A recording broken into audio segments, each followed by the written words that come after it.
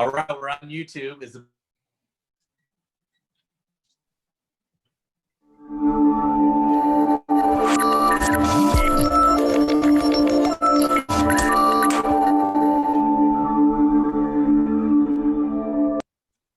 All right. Hello. Sean Brady with another fabulous edition and episode to Leverage Your Lunch Hour with the metaphysical mindset. And of course, that means Dr. Laura Fuller Clark is on board. Dr. Clark, welcome and hello. Hello. Thanks for being here and thanks for having me. Absolutely. Well, thanks again. And just to have it be all complete for those who might have saw Quinlan come on, my youngest son, come in for lunch, wanting a hot dog. Amazingly, he was able to take care of himself. So I went upstairs after our last episode, and he's like, Dad, I don't need anything. I took care of it. And I'm like, well, what did you eat? He's like, a hot dog. So he made it himself, and he put the stuff back in a Tupperware. Well, he said he didn't actually check it, so I have to check that after this episode. But he took care of himself, so there you go. Very good. Good job. He got what he wanted. Idea implementation, and he got what he wanted. Pretty cool stuff. Yeah. So we're taking a deeper dive on implementing our ideas from a metaphysics standpoint. And if this is the first episode you've ever seen or heard on a podcast, on iTunes or on YouTube or wherever it's at, Dr. Laura Fuller Clark has had an extensive background in metaphysical, not only experiencing it for herself, but actually teaching it for a good 4 decades of her life. So not only that, she's a well-renowned author, having written many books and also editing many, many other books. So she's kind of in the know on this metaphysical stuff. So we're talking about universal laws, and what from I've learned so far, and correct me if I'm wrong, the universal laws apply to all of us in all situations, and it's something we can't avoid, just like gravity. We don't have to believe in the law, but we're going to stick to the ground anyway. So Dr. Clark, always thank you for this. And let's talk more and jump right into implementation of ideas, because that's what I think people really want to know. That's what I want to know. I want to know how to implement more of these ideas. And you gave us a great formula last time. So let's jump off from there. Sure. So the formula is to go from an idea that might be a wish, kind of vague, to a desire, which is clear and more powerful, to a decision, which adds the element of will to the desire, meaning I will make this happen. And then from that to a goal, which is more solid and more filled in details than a desire. And then going from the goal to a plan, which is how am I going to make this happen? And then the activity. So one of the things we talked about near the end of the last episode is that if you can be fixed with your goals, then you might need to be flexible with your plans. And knowing the difference between a goal and a plan can be very helpful, because sometimes, unfortunately, people give up on their goals when they need to mutate or be flexible with their plans. Sure. And the simple example that happened as we were talking about this is that your son came in wanting lunch. You had already prepared a hamburger that was in the refrigerator, and you said, it's there in the refrigerator. And he said, I don't want a hamburger. And you said, what do you want? And he said, a hot dog. So you needed to be flexible with your plan about what your son was going to eat. And then he needed to be flexible with his plan, because his original plan is that he would ask you and you would get it for him right then. But you were in the middle of doing a broadcast. So you you told him how he could do it for himself. He said he needed you. Then you said, then you're going to have to wait for 10 minutes. Right. So he needed to be flexible with his plan. And as it turned out, he discovered he could make it for himself. So he was able to have what he wanted. You were able to have what you wanted. And those came together because both of you were willing to be flexible with your plans. So an alternative scenario that did not happen is you could have said, I'm not going to be flexible with my plan. If you want to eat, you get a hamburger, or otherwise you don't get to eat. Right. You didn't do that. You said, if you want to eat right now, this is what's ready for you right now, or you can make it yourself, or you can wait for me. So you gave him three options of what he could do. He could have done any number of things, like thrown a temper tantrum, and instead of going away and saying, okay, I'll wait 10 minutes. And in the time that he went away, he learned something new about his ability to make it for himself. So I think this is a really good example because it shows how the willingness and the ability to be flexible with the how to is a key element in being able to implement our ideas instead of just getting stuck because we don't know what to do, or what we thought we were going to do didn't work. And as I was saying in the last episode, sometimes when we need to change our plans, some people say, oh, well, I guess it wasn't meant to be. You know, if it's meant to be, it's going to be easy. If you have to put out effort, then That's right. and that's just not true. I mean, most things in the world, we need to put out some effort to make them happen. Right. Yeah. It's and the subject of money, another one of my topics that I love to talk about. I remember someone, it's like, oh, well, I need money to do this. I need money to do that. And it's just like, I can't get any. I'm like, well, what are you willing to do for it? He's like, well, I can ask people. And I'm like, okay. And he's like, okay, can I have $10,000? I'm like, well, maybe, for what? Right. And he's like, well, see, you didn't give me any.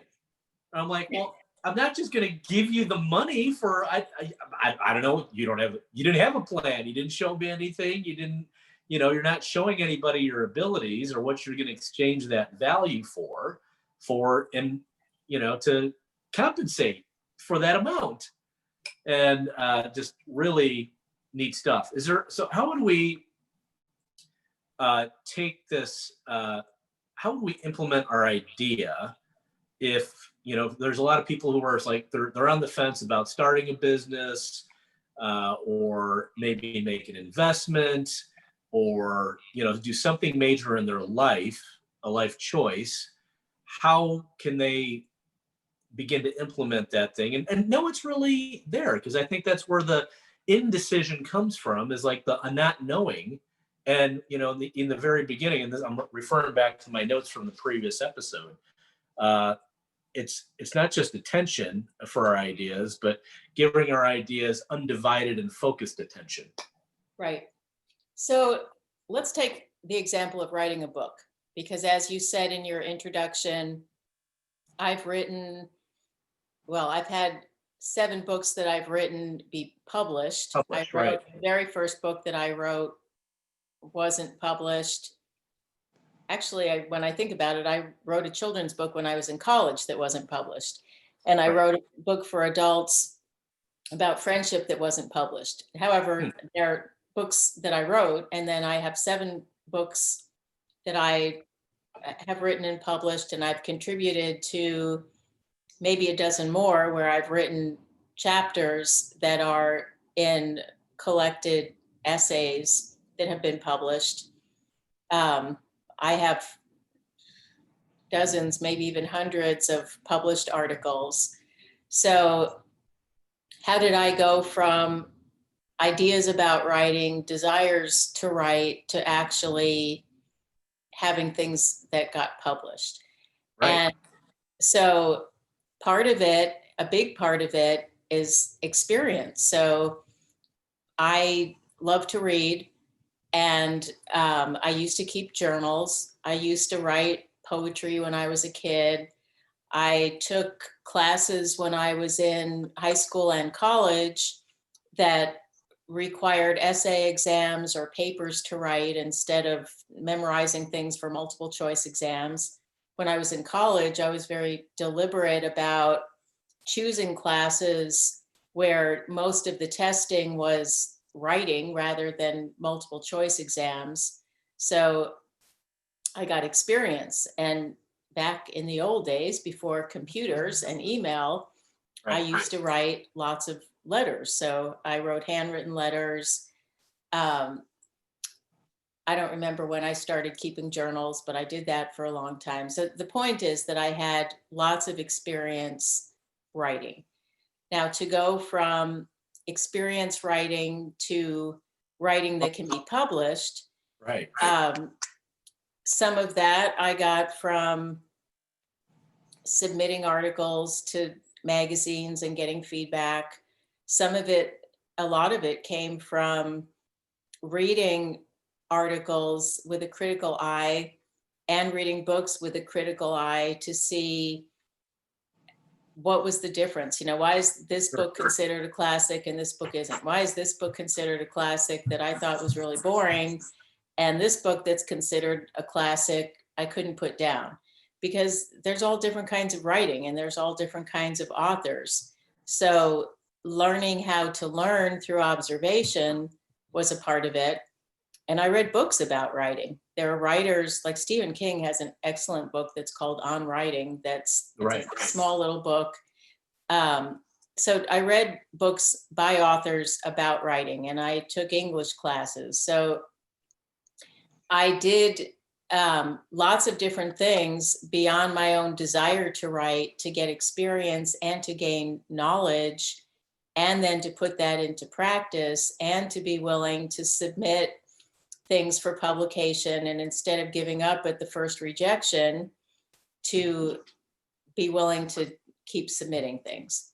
So I think in terms of somebody who wants a business, whatever it is, finding someone who can be a teacher or a mentor, like someone who has themselves successfully developed businesses, or even people who have tried to start businesses and haven't, who are willing to talk about what they see was the reason for that. What was a lesson that I didn't learn? What was something I could have done better or differently?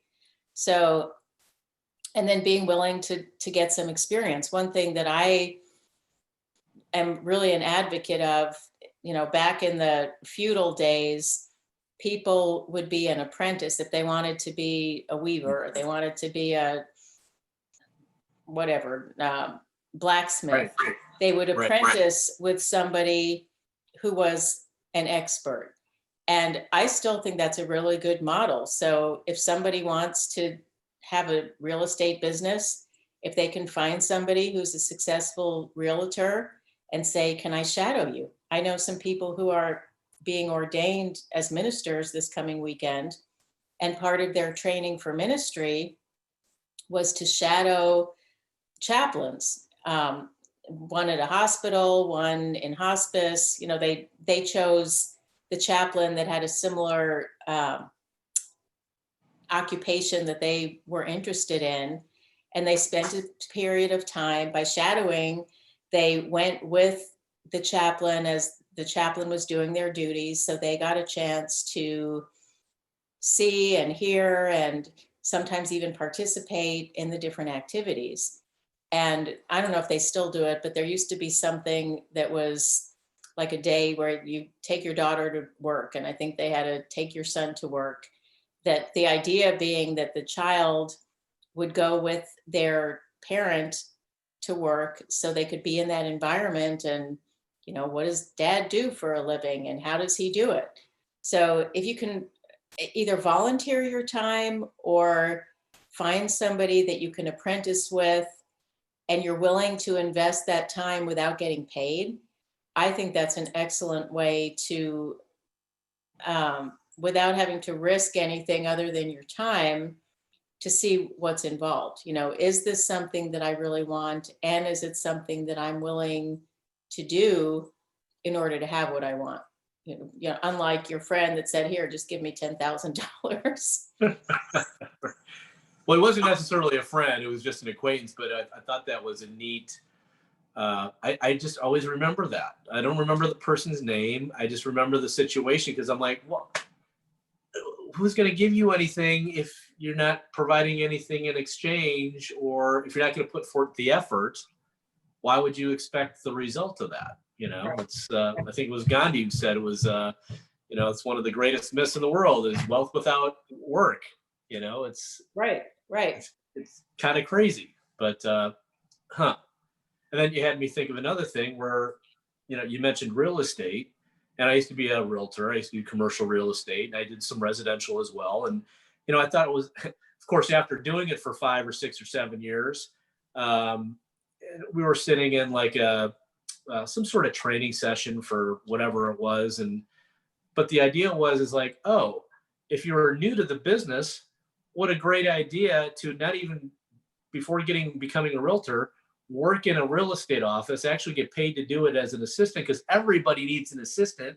If they're Right. getting better at real estate, they need help, and they will pay you to do that. But then the golden thing is that if you just do that for 6 months, you see who's really successful in the office, who's not so successful, what the best practices are, where people fall short, even if they're really good.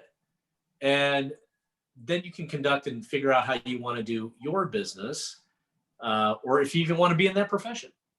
Right. And instead of just apprenticing for nothing, you were actually earning money, but you were really earning knowledge along the way that was beneficial, whether you stayed in real estate or not. Yeah, I think that's a perfect example. And I think that unfortunately, there are people, and it's not just young people, it can be of any age, who are very talented and creative, who have the illusion or maybe delusion that they should only get paid for their most creative, fulfilling um, fantasies. And at that Right. point, I say fantasy because they don't have experience.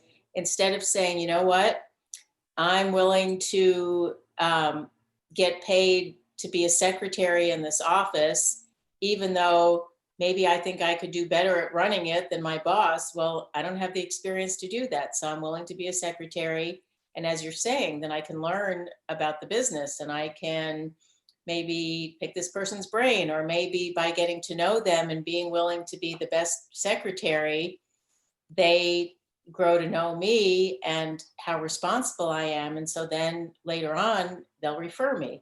There's all kinds of ways that willingness to get experience and to make money to take care of everyday needs is very important and helpful, because I think we talked about this in a previous episode of Metaphysical Mindset.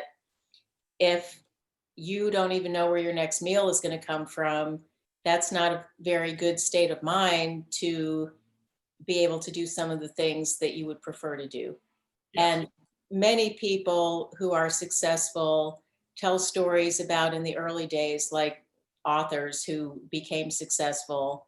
They worked at a job during the day and then they wrote their novel at night, or they got up at 4 o'clock in the morning to write an hour a day before going into work, or whatever it is that they needed to do, because it was important enough to them to do that, instead of saying, oh, I need to wait until I have a sabbatical to write, or I need to wait until I have a week off of work and I have a vacation. Because most people who do that, where they're waiting to fulfill a desire instead of working in some way toward fulfilling the desire, when they have the extra time, they don't do it anyway.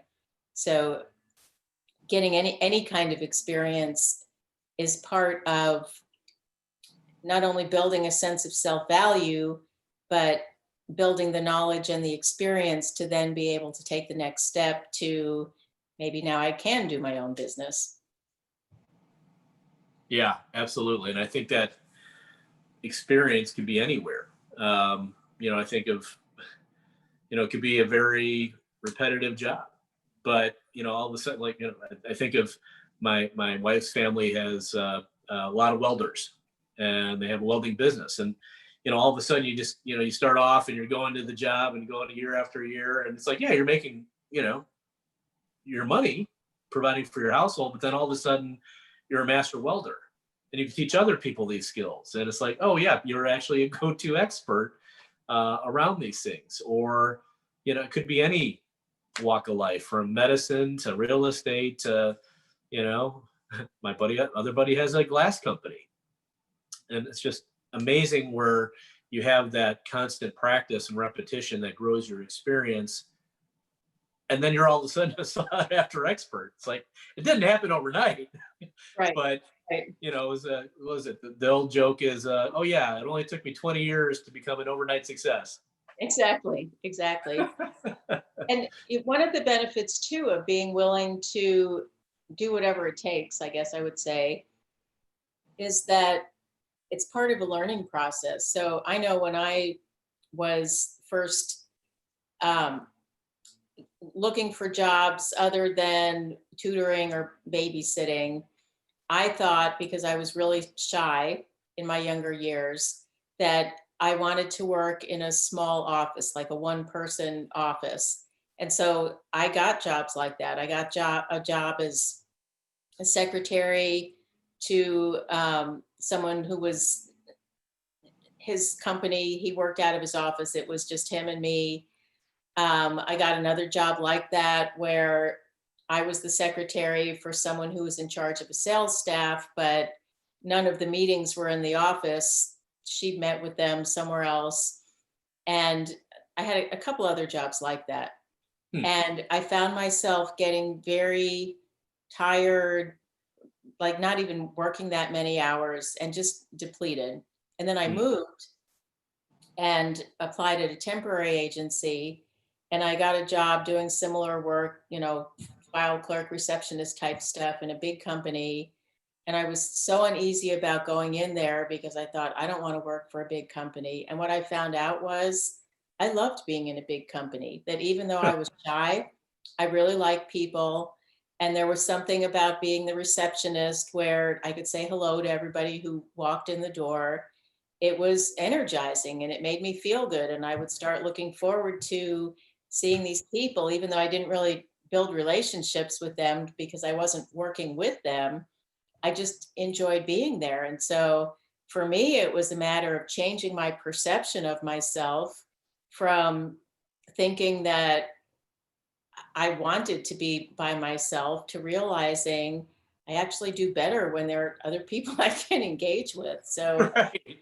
I think that it's really helpful to have that kind of open mindedness with ourselves of realizing, okay, I don't even really know all of what I need to do to start this business. So I'll get a job as an assistant in a real estate company and I'll use it to learn, not just about being an assistant, but what the real estate business is all about. And maybe I can uh, take my boss out to lunch and ask him some questions about what he did to build his business or whatever it might be, that we use it as a learning process. Absolutely. You know, so two things. One, it makes me think of a big shout out for Medici Media Space for always being in our corner and providing the wonderful Jaleesa Powell in the background, who's our cool media coordinator. What they do is take on a co-working type space and atmosphere, not just the physical space, but also a sharing economy and community, business community that helps us all, further our own endeavors. So big shout out for Medici Media Space, MediciSTL.com for those listening on the podcast that might not see it in the show notes. One thing I wanted to emphasize or highlight was this is all very personal to everyone. So taking our ideas and implementation, you could follow someone else's footsteps and do exactly what they do. But as my hashtag over my shoulder says, it's be more you. And all this stuff, just like finance, it's personal. It's personal finance. Well, it's personal everything, from our the way nutrition works in our bodies to the relationships we want to have to the things that we enjoy, to being like you said, creativity. You were always a writer, and then you went from that to a published author, but there was always writing in your background. For me, I do not love writing the way you probably do. I like it, but it's not at the same level. And again, it's that whole personal endeavor or personal joy or specific to oneself, an individual, that allows this implementation to really come through. There's no necessary wrong way to do it. Maybe I'm speaking out of turn, but hopefully that's correct. Right. I agree with you on that. And actually, with your shout out to Medici, looking at the time, we're about ready for Coach's Oh Corner. my gosh. So, for all of us who are coaches or want to be coaches, I think that what you just said is what any good coach can do is to help someone discover how they can be more you. You know, what is it that you resonate with and how can you do that most completely? So if people are watching this live, you're welcome to join us on Coach's Corner today, even if you are not yet a Medici member. Yeah, easy place to find that. In case you don't have the link, we'll put it in the show notes for future. But just simply go to MediciSTL.com. Medici is MEDICI. STL for St. Louis.com. And then if you do /events, you'll be able to find a whole list of different strategy sessions. And every Thursday at 1:30 Central Standard Time, we have our Coach's Corner at 1:30 to 3. So that's where Laurel and I are going to go right now. Dr. Clark, thank you, thank you, thank you. Always fabulous. Metaphysical mindset, digging it. Jaleesa in the background, thank you. Ready to roll that bumper? Yes. All right. Dr. Clark, anything else for you before we sign off? Just thank you, Sean Brady, for being more you. I really appreciate you and all of your talents and enthusiasm. Well, thank you. We love this. We love getting the enthusiasm because this interaction drives me. It's better than caffeine. All right, everybody. Jaleesa, thank you for all your participation and making us stay on point. And for everybody else out there, we may not see you in person, but we're always going to see you right here on social media. Thanks for watching YouTube and listen to podcasts wherever you get your podcasts. Sean Brady, thank you, thank you, thank you.